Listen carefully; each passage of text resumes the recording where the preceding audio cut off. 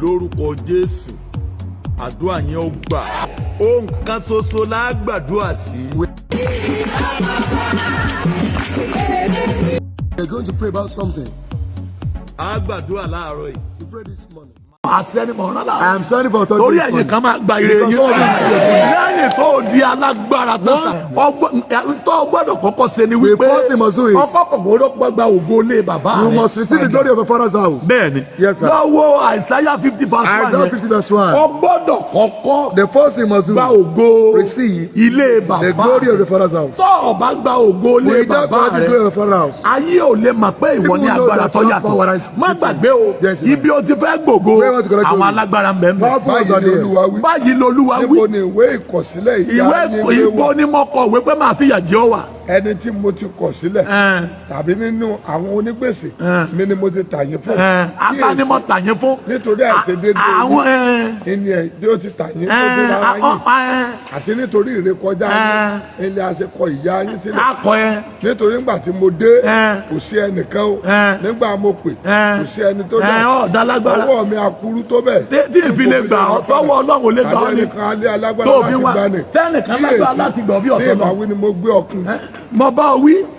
ní ìbáwí ni mo gbà yín kíyèsí ní ìbáwí ni mo gbé òkun mo sọ di odò ńlá ní aginjù ẹja wọn ń rùn nítorí tí omi kò sí wọn sì kú. nígbà òde 7 ó ní torí olúwa Jehova For the God yóò ràn mí lọ́wọ́ torí náà mi ò ní dààmú torí ìgbà tó o bá da lágbára once empowered, torí pé o ti kọ̀nẹ́ẹ̀tì mọ́ Because you are connected to God. ọlọ́run ọ̀ wà á ràn ọ́ God will not help you. lọ́wọ́ bó ṣe gba ògo lé bàbá rẹ ni This is how you see the glory pé of Father's wà á house. lọ síbi tí alágbára lé bàbá yín you wà go lórí to sùn where the wọ́n source máa of wá the fà father's ọ́ house yọ is. níbi tó le They will remove tá a you máa from that kan place. ológo Where they do the glorious there ones. is a particular place He become tí there. wọ́n máa ti ń dá Where ológo they do the glorious dúró ones. nínú ìran kọ̀ọ̀kan In each generation. wọ́n á kàn máa pé eléyìí gbogbo wáyé It's okay with the ẹ glory. jẹ́ á kàn máa Let us name bá a them. bá ti kàn máa Once named them, o tọ́wáyé wá jẹ́ his kò destiny will be able to fi fulfill. ẹnìkan sàmì Somebody say amen. ibi tí wọ́n kan ọmọ We are ológo not ma going to do glorious ones. nílé In yín your household. báyìí lolúwa Just sọ praise the Lord. bọ́ ọba sàmì Be able to say amen. olúwa fà ọ́ yọ fún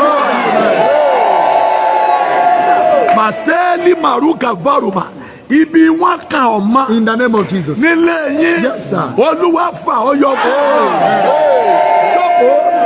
jókòó àdó bá bọ̀ torí tó bá wọn bọ̀ wá I'll be right back. ogun méjìlá 12 battles. ní ọjà ẹni tá a kàn mọ́ ibi tó le. Whoever that is no fight.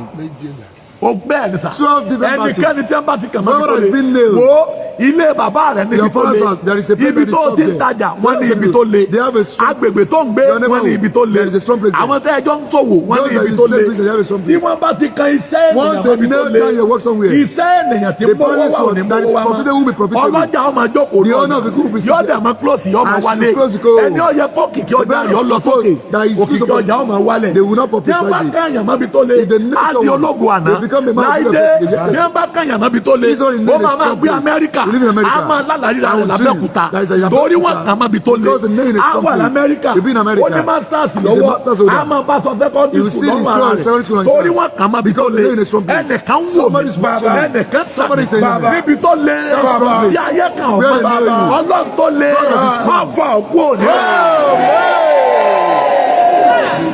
àkọ́kọ́ fa ọyọ níbi tó You le must be removed from that nígbà strong tá a place. bá fọ jókòó Be seated. nígbà tá a bá fọ ọyọ níbi Once tó you have been le removed, ìgbà yẹn ló tó lè gba ògo lé that is bàbá where you can receive the glory of the Father's house. masakaru ama Isaiah 22:20 Isaiah chapter 22. masali karuda yali makabaru Yes, sir. a ó sì èso tó le ìta a ó sì èso tó le ní ọjọ́ 22:22 bẹ́ẹ̀ ni ìsíkàlẹ̀ Dáfídì ìsíkàlẹ̀ Dáfídì ká tó lè gbé kọ́ ọlọ́run àkọ́kọ́ yọ mẹ́ màá gbé léjìká rẹ̀ pé òun ó sì tì tí kò sí ẹni tí yóò sì kò sí ẹni tó lè sí àfibọ́ ọba sí èmi ó sì kan ibi ìṣó kan níbi tí ó le òun jẹ fún ìtẹ́ ògo fún ilé bàbá rẹ̀ gbogbo ògo ilé bàbá gbogbo rẹ̀ ògo lé bàbá Inú rẹ̀ wọn fi kọ́ ọ ní ọ̀run. láàfin kọ́ ọlọ́run àti ọmọ àti ọmọ àti èso àti èso gbogbo ohun èlò ife gbogbo ohun èlò ife títí di àgọ́ títí di ọtí. àgọ́ ọtí Olúwa àwọn ọmọ ogun Olúwa àwọn ọmọ ogun wípé lọ́jọ́ náà lọ́jọ́ náà a ó sí èso a kan ó tí a sí èso tá a kàn mọ́ bí tó lé nílé bàbá a rẹ̀ ó nípò gbé e lulẹ̀ o a gé igi tá a kàn mọ́ lulẹ̀ yóò ṣubú yóò ṣubú lulẹ̀. ẹ̀rù ara rẹ̀ láàbò. ẹ̀rù tí ń bẹ lára rẹ̀ tẹ́ fi ní ọmọdélé bàbá rẹ̀ mọ́. Torí Olúwa ló sọ. torí Olúwa ló sọ. mo gbàdúrà ibi ayé kan ọmọ tó lé Ọlọ́run ẹ̀mí àwọn wòlíì ó máa fà ọ́ yọ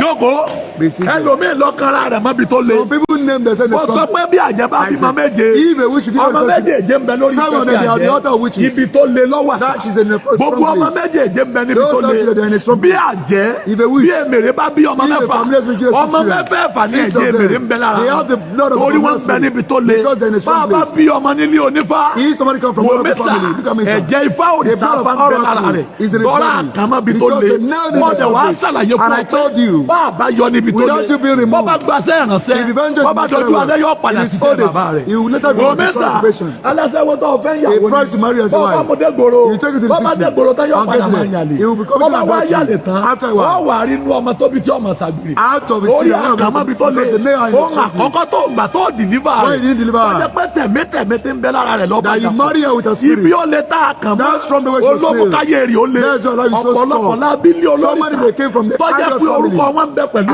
òrìṣà àtúnṣọ wọn lórúkọ òrìṣà àti ìyọ wọn níbi tó lé àwọn tàn yọra wọn ní ẹ̀sọ́ra wọn pé Samuel ni ẹ máa gbé mi o ẹ máa gbé mi ní Fákúnlé wọn o ẹ máa gbé mi Fákúnlé Samuel just call me Samuel ọkàn sẹ́ńdì ọ̀gbẹ́ni ọ̀ yọra rẹ níbi tó lé mo gbàdúrà sọ́tà lò tá a fi káyé rẹ níbi tó lé báyìí lọ́lúwa wí bọ́ ọ bá sàmì iná gbé jáde jókòó láìdé nígbà tí àwa ń lu tí mo wà lóko. When I was in our village, ó ti ajá kan sùúrù. I was really a good dog patient. àmọ́ pé sùúrù la bá lọ ogójọ́ kan. We went to farm. ní ọba sá padà lẹ́yìn wa. I ran back from us. ó sì ti jí àmàlà ńlẹ̀. And actually ate amala before we left. Odidi ọ̀sẹ̀ kan ní ó fi máa sá padà yọ kàn ṣe bí ìgbà tó fẹ́ yàgbẹ́ ní ogbó tó bá bá ti wá ń bọ̀ àlẹ́ ó ti mọ̀ pé òun ti sẹ̀ asáré wá pàdé wa yóò wá dọ̀bálẹ̀ ajá máa ń dọ̀bálẹ̀ yóò wá nawọ́ yóò wá máa jùrù pé oríjì mi ò ní ṣe bẹ́ẹ̀ mọ́ àlẹ́ ó ṣe gbé lónìí ó ti bẹ̀bẹ̀ bó bá tún fi ọ̀la yóò tún sá padà bọ́ wá ní àbáyé ṣe sùúrù ni àyọ̀ máa padà lẹ́yìn àwa ń lọ ọ̀gbẹ́ àtúmọ̀dání abẹ́ débi pápá tí ń tó lọ́ba tó sá ọ̀rọ̀ sùúrù èso ọ̀rọ̀ lásán àṣẹ ìkan tí ń ṣe sùúrù abájí láàárọ̀ pàtí ó tóbi aago mẹ́sàn-án ọba rìn káàkiri àdúgbò abárí sùúrù bí títí ń kú ajá abo sùúrù aṣọ tí ń gò káàkiri lójú ọmọ sápadà wọ́n gbèrè lọ fẹ́ ṣe tó fi sá ọ̀dàmọ̀ lónìí ẹ bá ń wá èso ẹ bá wá èso ẹ bá kan èso mọ́lẹ̀ torí kò ní í já mọ́ won't be able to free so far they have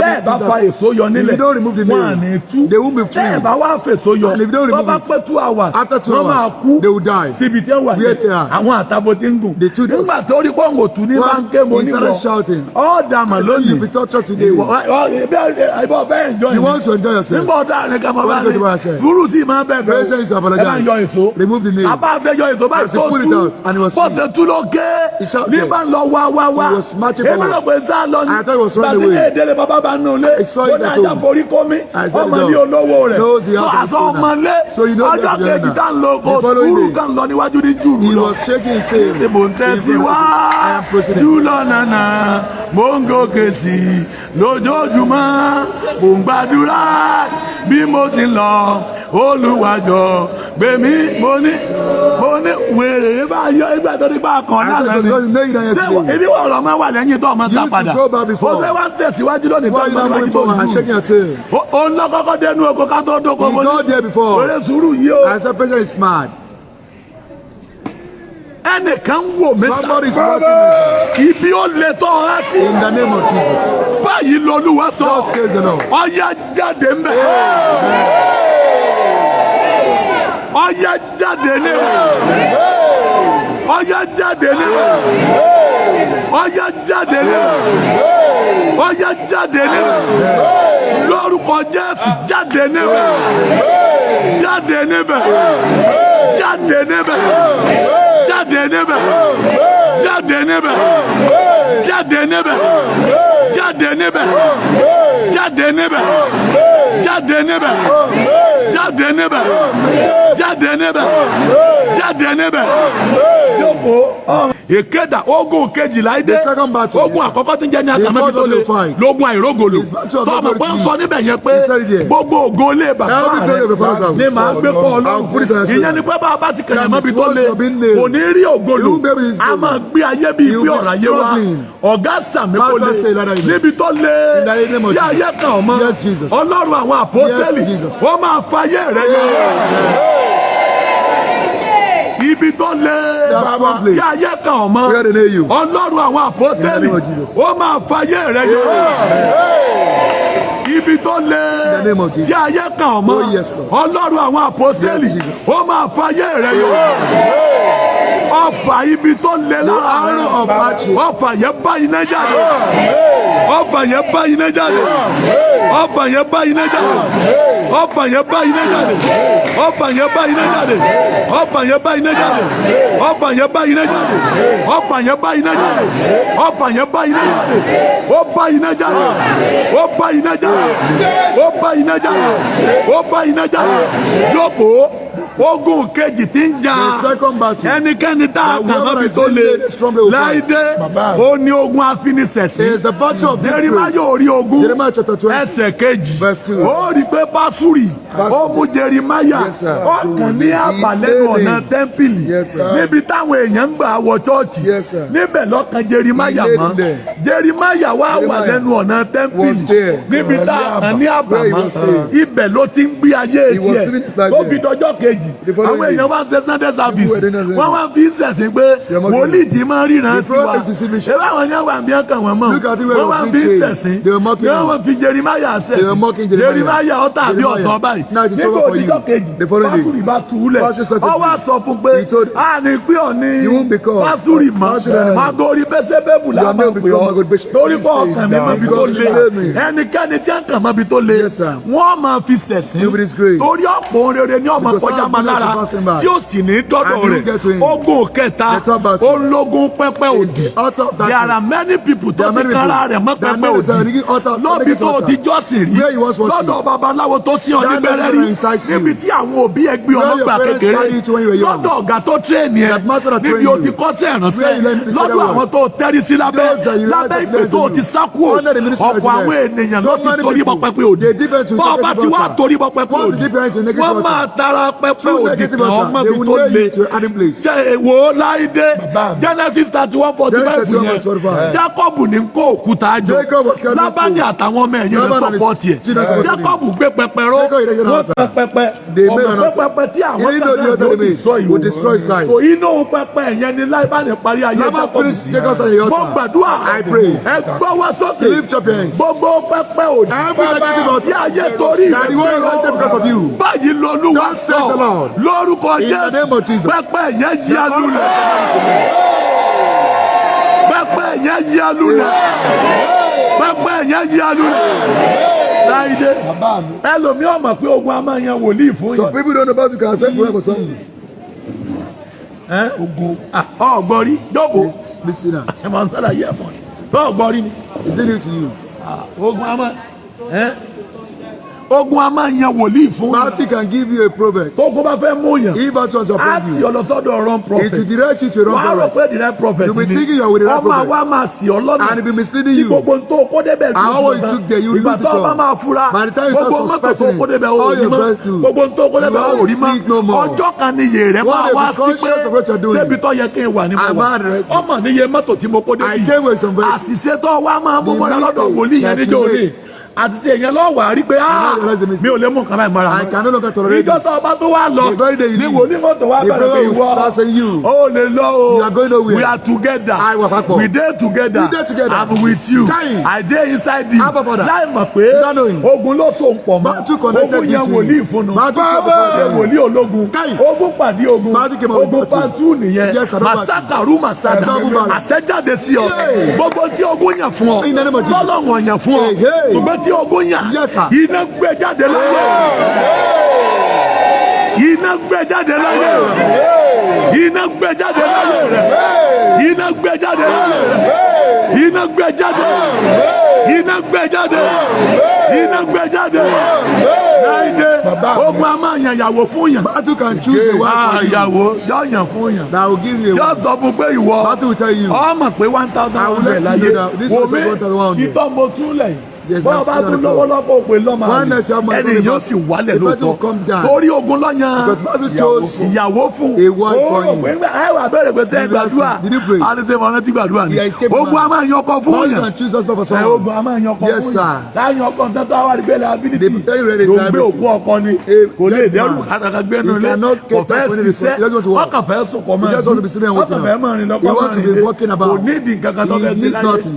ọkàn fẹ́ máa jẹun He just want to be bí ọba eating. ti sọ pé mi ò mú ní He fún ọ ló says, jẹ I cannot mọ́ give you food. a ní kò lè He says it's possible impossible. ọmọ fún mi ló ń jẹ Why not give me mọ́ food? sátẹ́gùn ní ìwà máa I'm la not going to be eating ó sì ti bí ọmọ mẹ́rin And you give my tó fortune. fọmọ mẹ́rin ilé So you ọmọ want to lọ leave ni them. ó máa gbàdúrà ní kó You have to fún go ọsẹ pray torí for ogun him to conquer yàn his battle. ogun lé ń dé ni Yes, battle màsá versus yes. kàrúwà máa dá yálé màrúwà Ẹ̀mí mímọ́. mèké yálé mà tó pẹ́pẹ́ sà Altar, sir. ogun a máa mú ìyàwó pẹ́pẹ́ tí Battle ọ̀jẹ̀ can take his kọ́ wò hands to say negative battle. bẹ́ẹ̀ ni sà ọmọlẹ́lòmíì wá Someone looking tó for fi a wá breakthrough. agbára lọ́bi tí ọ̀yẹ́ I kọ́ wá went to agbára a lọ wrong place to seek for ó wá power. wọ pẹpẹ tí ọ̀yẹ́ kọ́ She wọ̀ went to a wrong altar. ó bí ọmọ nǹkan Though she ọmọ delivered a nǹkan child. lọ́wọ́ yàyàkuyà The yìí child is not ọmọ something ní else. ságì The káàkiri child is gbòòrò not kiri sagging. o ọmọ yìí ló ti mú nǹkan The kiri child o is smoking there. torí ibi tó ti gba ọmọ Because where she begged for the pẹpẹ child. yẹn fa ọkàn The ọmọ altar is drawing the heart of the àṣẹjáde child. sí ọ Authority. ibi ó lè tá àkàwọn ọmọ Oh my God. iná ẹ̀mí mímọ́ Holy Ghost. ó fà wọ́n yọ níbẹ̀. Marua makava rua makava akaya limarua kava eda ya limarua da ya limarua kava Baba. ana marua kava rua masali kayana enua ma doko